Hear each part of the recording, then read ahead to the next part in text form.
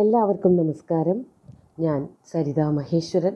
ഇന്ന് ശ്രീകൃഷ്ണവിലാസ മഹാകാവ്യത്തിൻ്റെ 7ാമത്തെ സർഗത്തിലെ 75ഉം 76ഉം ശ്ലോകങ്ങളാണ് നമ്മൾ പഠിക്കുന്നത്. ഇതിൽ ആദ്യത്തേതിൽ വസന്തമാലിക വൃത്തം തുടർച്ചയായിട്ട് വരുന്ന വൃത്തം തന്നെയാണ്. രണ്ടാമത്തേത്, അതായത് 76ാമത്തെ ശ്ലോകത്തിൽ വൃത്തം ഒന്ന് മാറ്റുന്നുണ്ട്. അതെന്താണെന്ന് വെച്ചാൽ സർഗത്തിൻ്റെ അവസാനത്തിൽ വൃത്തം മാറ്റാറുണ്ട് കവികൾ. ഇവിടെ സുകുമാരകവി 2ാമത്തെ ശ്ലോകത്തിൽ പുഷ്പിതാഗ്ര എന്ന പേരുള്ള ഒരു അർദ്ധസമവൃത്തമാണ് ഉപയോഗിക്കുന്നത്. അർദ്ധസമവൃത്തം എന്ന് പറഞ്ഞാൽ 1ഉം 3ഉം ലക്ഷണം ഒരുപോലെ, 2ഉം 4ഉം ഒരുപോലെ. അക്ഷരങ്ങളുടെ എണ്ണത്തിൽ വ്യത്യാസം ഉണ്ടാവും, ഗണങ്ങളുടെ എണ്ണത്തിലൊക്കെ വ്യത്യാസം ഉണ്ടാവും, ചൊല്ലുന്ന രീതിയിലും ചെറിയൊരു വ്യത്യാസമുണ്ട്. നമുക്കാദ്യം 75ാമത്തെ ശ്ലോകം നോക്കാം. പരിരഭ്യദൃഢം പയോജനേത്ര സഹതാഭിർഭവനോദരേ ശയാന ബുബുധേ മധുസൂദനോ നശീതം മഹതാ തത്കുചമണ്ഡലോഷ്മണൈവ. ആദ്യം പദച്ഛേദം പറയാം. പരിരഭ്യ ദൃഢം പയോജനേത്ര സഹ താഭി ഭവനോദരേ ശയാന ബുബുധേ മധുസൂദന ന ശീതം മഹതാ തത്കുചമണ്ഡലോഷ്മണ ഏവ. ഇവിടെ ശ്രീകൃഷ്ണൻ എങ്ങനെയാണ് ഗോപസ്ത്രീകളുടെ കൂടെ കഴിച്ചു കൂട്ടിയത് എന്നുള്ളത് പറയുകയാണ്. ഇതുവരെ പറഞ്ഞു നിർത്തിയത് ശിശിരത്തിൻ്റെ തണുപ്പിനെ പറ്റിയിട്ടാണ്. കഠിനമായിട്ടുള്ള തണുപ്പായിരുന്നു. സൂര്യനെ പോലും തണുപ്പ് ആക്രമിക്കാൻ തുടങ്ങി. അത്രയ്ക്ക് ചുറ്റുപാടും ഭൂമിയും ഒക്കെ തണുത്ത് വിറച്ചിരുന്നു. അതിൻ്റെ വ്യാപനം മുകളിലേക്ക് കൂടി തുടങ്ങി എന്നാണ് പറഞ്ഞു നിർത്തിയത് കഴിഞ്ഞ ശ്ലോകങ്ങളിൽ. എന്നിട്ട് ആ സമയത്തൊക്കെ ശ്രീകൃഷ്ണൻ എന്താ ചെയ്തതെന്ന് പറയാണ്. പയോജനേത്ര, പയോജം താമര, താമരയുടെ ഇതൾ പോലെ കണ്ണുകളോട് കൂടിയവൻ പയോജനേത്രൻ ശ്രീകൃഷ്ണൻ. കൃഷ്ണന് ഒരു വിശേഷണം കൂടി കൊടുക്കുകയാണ്, മധുസൂദനൻ. ഇതൊക്കെ ശ്രീകൃഷ്ണൻ്റെ വിശേഷണങ്ങളാണ്. പയോജനേത്ര മധുസൂദന സഹ, അങ്ങനെയുള്ള ശ്രീകൃഷ്ണൻ. താഭി സഹ, താഭി എന്ന് പറഞ്ഞാൽ ഗോപസ്ത്രീകളോട് കൂടിയിട്ട്. ഇവിടെ സ്ത്രീലിംഗ പദമാണ്, മറ്റത് തൈഹി എന്നാണ് പറയുക. ഇവിടെ താഭി, ഗോപസ്ത്രീകളോട് കൂടിയിട്ട്. ദൃഢം പരിരഭ്യ ഭവനോദരേ ശയാന, ദൃഢം പരിരഭ്യ അമർത്തി കെട്ടിപ്പുണർന്നുകൊണ്ട്, ഭവനോദരേ ഭവനത്തിൻ്റെ ഉൾഭാഗത്ത് തന്നെ. കൃഷ്ണൻ്റെ ഗൃഹത്തിൽ എന്നർത്ഥമില്ല, ഗോപസ്ത്രീകളുടെ കൂടെ അവരുടെ ഗൃഹങ്ങളിൽ.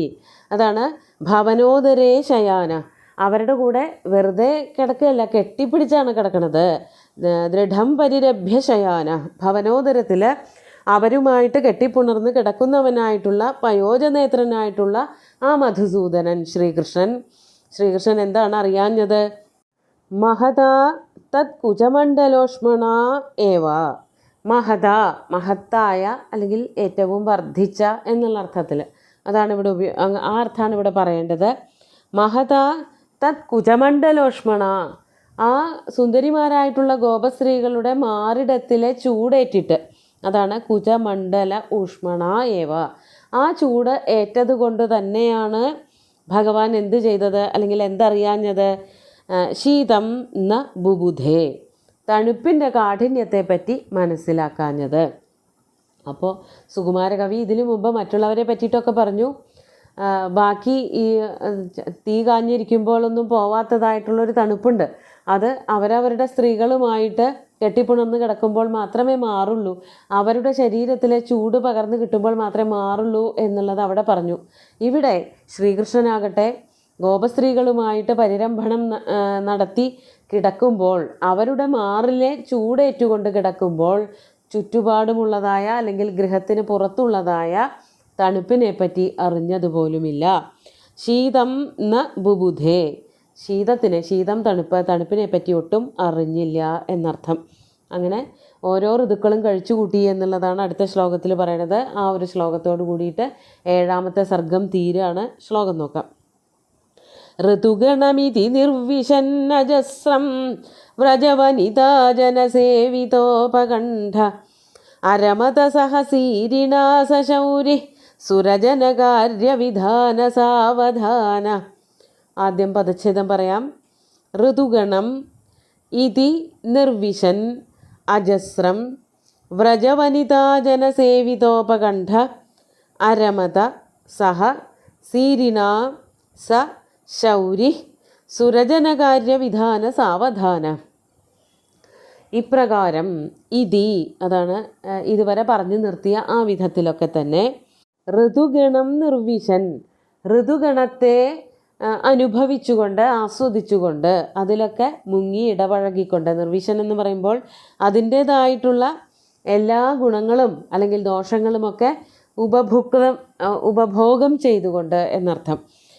ഋതുഗണം എന്ന് പറഞ്ഞാൽ 6 ഋതുക്കളെയും പറ്റിയിട്ട് ഇവിടെ വിസ്തരിച്ച് കവി പറഞ്ഞു കഴിഞ്ഞു. അങ്ങനെ ഓരോ ഋതുക്കളും വേണ്ടതുപോലെ ആസ്വദിച്ചുകൊണ്ട് അതിൻ്റെ ഗുണങ്ങളും ദോഷങ്ങളും ഉപഭോക്തമാക്കിക്കൊണ്ട് ഉപയോഗിച്ചുകൊണ്ട് അങ്ങനെ ഭഗവാൻ സമയം കഴിച്ചുകൂട്ടി. എങ്ങനെ? വ്രജവനിതാജനസേവിതോപകണ്ഠ, വ്രജവനിതാജനസേവിത ഉപകണ്ഠ സ ശൗരി. വ്രജത്തിലെ വനിതമാർ, വ്രജം ഗോകുലം, ഗോകുലത്തിലെ വനിതമാർ ഗോപസ്ത്രീകൾ, ഗോപസ്ത്രീകളാൽ വനിതാജനങ്ങളാൽ സേവിക്കപ്പെട്ട, അതായത് അടുത്ത് നിന്ന്, ഉപകണ്ഠം എന്ന് പറഞ്ഞാൽ സമീപത്ത് നിന്നുകൊണ്ട്, അന്തികത്ത് നിന്നുകൊണ്ട് സേവിക്കപ്പെടുന്നവനായ, അതാണ് വ്രജ വനിതാജന സേവിതോപകണ്ഠ. വ്രജസ്ത്രീകളാൽ ഗോപസ്ത്രീകളാൽ ചുറ്റും നിന്ന് സേവിക്കപ്പെടുന്നവനായിട്ടുള്ള സശൗരി, ആ ശൗരി ശൂരകുലത്തിൽ പിറന്നവനായിട്ടുള്ള ശ്രീകൃഷ്ണൻ സീരിണാ സഹ, സീരിയോട് കൂടിയിട്ട്, സീരി എന്ന് പറഞ്ഞാൽ ബലരാമനാണ്. സീരം കലപ്പ, സീരമുള്ളവൻ, സീരമസ്യ അസ്ഥീതി സീരി, സീരി എന്ന് പറഞ്ഞാൽ ബലരാമനാണ്. ബലരാമനോട് കൂടിയിട്ട് സുരജനകാര്യവിധാന സാവധാന അരമത, അജസ്രം അരമത. സുരജനകാര്യവിധാന സാവധാന, സുരജനങ്ങളുടെ കാര്യങ്ങൾ എങ്ങനെയൊക്കെ നടത്തി കൊടുക്കണം. സുരജനങ്ങൾ എന്ന് പറഞ്ഞാൽ സ്വർഗലോകവാസികളായിട്ടുള്ള ദേവന്മാർ. ദേവന്മാരുടെ പ്രാർത്ഥന കേട്ടിട്ടാണല്ലോ ഭഗവാൻ വന്ന് ജന്മമെടുത്തത്, ശ്രീകൃഷ്ണനായിട്ട് ഭഗവാൻ മഹാവിഷ്ണു വന്ന് ജന്മമെടുത്തത്. അപ്പോൾ അവർക്ക് എങ്ങനെയൊക്കെ സുഖമുണ്ടാക്കി കൊടുക്കണം, അവർക്ക് എങ്ങനെയൊക്കെ ആക്രമണങ്ങളെ ഒഴിവാക്കി കൊടുക്കണം എന്നൊക്കെ ആലോചിച്ചുകൊണ്ട്, അതാണ് സുരജനകാര്യവിധാനങ്ങൾ, അതിൽ സാവധാനനായിക്കൊണ്ട്. സാവധാനം എന്ന് പറയുമ്പോൾ മലയാളത്തിൽ പറയുന്ന സാവധാനമല്ല ശരിക്കും സാവധാനം എന്നുള്ള വാക്കിനർത്ഥം അവധാനേന സഹ വർത്തതേതി സാവധാന എന്ന്. സാവധാനം അതായത് അവധാനം എന്ന് പറയുമ്പോൾ ശ്രദ്ധയാണ്.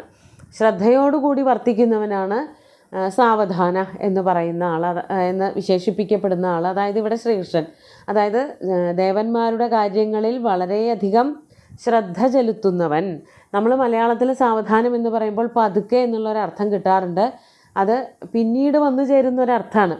അതായത് ശ്രദ്ധയോടുകൂടി ചെയ്യുമ്പോൾ കാര്യങ്ങൾ ചിലപ്പോൾ പതുക്കെ ആവും. അതുകൊണ്ടാണ് സാവധാനം എന്ന് പറയുമ്പോൾ പതുക്കെ എന്നുള്ള അർത്ഥം വന്നു ചേരുന്നത്. അങ്ങനെ ദേവന്മാരുടെ കാര്യങ്ങളിലൊക്കെ വളരെ അധികം ശ്രദ്ധ ചെലുത്തിയിട്ട് ദേവന്മാരെ ആക്രമിക്കുന്ന അസുരന്മാരെയൊക്കെ എങ്ങനെ ഇല്ലായ്മ ചെയ്യണം, അവരെ എങ്ങനെ വധിക്കണം, അവർക്ക് എങ്ങനെ സൗഖ്യമുണ്ടാക്കി കൊടുക്കണം എന്നൊക്കെ ആലോചിച്ചു കൊണ്ടിരിക്കുന്ന അങ്ങനെയുള്ള ശ്രീകൃഷ്ണൻ അജസ്രം. അജസ്രം എന്ന് പറഞ്ഞാൽ എല്ലാ സമയത്തും തുടർച്ചയായിട്ട് അരമത. രമത, അരമത എന്ന് പറഞ്ഞാൽ രമധാതുവിനെ സന്തോഷിച്ചു, ആഹ്ലാദിച്ചു. ഈ ഭൂമിയിൽ ഇങ്ങനെയൊക്കെ ജീവിതം എടുത്തതിൻ്റെ സന്തോഷം നല്ലവണ്ണം അനുഭവിച്ചു എന്നർത്ഥം. അജസ്രം എന്നുള്ള വാക്ക് അജസ്രം അരമത എന്നും പറയാം. വനിതാ ജനസേവിതോപകണ്ഠ, അജസ്രം വനിതാ വ്രജവനിതാ ജനസേവിതോപകണ്ഠ എന്നുള്ള അങ്കിടും ഇതിനെ, ഈ അജസ്രം എന്നുള്ള വാക്കിനെ അന്വയിച്ചെടുക്കാം. അജസ്രം തുടർച്ചയായിട്ട് എല്ലായ്പ്പോഴും എന്ന അർത്ഥമാണ് ഇവിടെ. തുടർച്ചയായിട്ട് ഇങ്ങനെയുള്ള കാര്യങ്ങളിലൊക്കെ, ദേവന്മാരുടെ കാര്യങ്ങളിലൊക്കെ ശ്രദ്ധ ചെലുത്തിക്കൊണ്ട് സന്തോഷിച്ചു എന്നർത്ഥം പറയാം.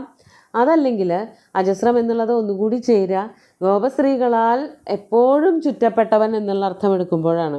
അജസ്രം വ്രജവനിതാ ജനസേവിതോപകണ്ഠ സശൗരി എന്ന് പറയുമ്പോൾ കുറച്ചും കൂടിയും ആ ഒരു പ്രയോഗത്തിന് ഭംഗിയുണ്ട്. എപ്പോഴും ഗോപസ്ത്രീകൾ ചുറ്റുമുണ്ട്. ഒരു ഗോപി അല്ലെങ്കിൽ വേറൊരു ഗോപി എപ്പോഴും ഭഗവാന്റെ അടുത്തുണ്ടായിരുന്നു എന്നുള്ളത് കാണിക്കാൻ വേണ്ടിയിട്ട് ഉപയോഗിച്ച ഒരു വിശേഷണ പദമാണ് അജസ്രം എന്നുള്ളത്.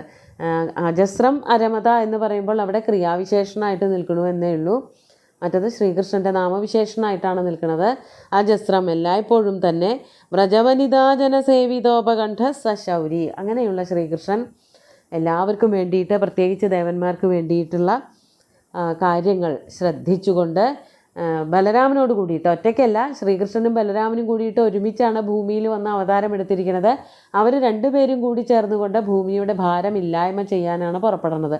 അതിനു വേണ്ടിയിട്ട് ബലരാമനോട് കൂടിയിട്ട് ആ ഗോകുലത്തിൽ അങ്ങനെ സുഖമായിട്ട് വസിച്ചു എന്ന് പറഞ്ഞാണ് കവി ഈ ഒരു സർഗം അവസാനിപ്പിക്കുന്നത്. നമുക്ക് ശ്ലോകങ്ങൾ ഒന്നുകൂടി ചൊല്ലി നോക്കാം. പരിരഭ്യദൃഢം പയോജനേത്ര സഹതാഭിർഭവനോദരേ ശയാന ബുബുധേ മധുസൂദനോ നശീതം മഹതാ തത്കുചമണ്ഡലോഷ്മണൈവ ഋതുഗണമിതി നിർവിശന്നജസ്രം വ്രജവനിതാ ജനസേവിതോപകണ്ഠ അരമത സഹസീരിണാ സശൗരി സുരജനകാര്യവിധാന സാവധാന.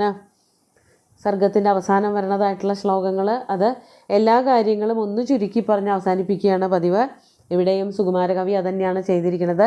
വർണ്ണനയ്ക്ക് വളരെ പ്രാധാന്യമൊന്നും കൊടുത്തിട്ടില്ല, കാര്യങ്ങളൊക്കെ പറഞ്ഞു തീർന്നു. എല്ലാ ദേവന്മാരുടെ കാര്യം വേണ്ടതുപോലെ നടത്തി കൊടുക്കാൻ വേണ്ടിയിട്ട് ഭഗവാൻ ശ്രദ്ധാവാനായിട്ട് അങ്ങനെ സന്തോഷത്തോടു കൂടി ഗോകുലത്തിൽ ജീവിച്ചു പോകുന്നു എന്ന് പറഞ്ഞുകൊണ്ട് ഈ സർഗം അവസാനിപ്പിക്കുകയാണ്. സുന്ദരമായിട്ടുള്ള 2 ശ്ലോകങ്ങളും ഭഗവാന്റെ കാൽക്കൽ അർപ്പിച്ചുകൊണ്ട് ഗുരുവായൂരപ്പനെ സാഷ്ടാംഗം നമസ്കരിച്ചുകൊണ്ട് എല്ലാവർക്കും ശുഭദിനം നേർന്ന് നിർത്തട്ടെ. നന്ദി.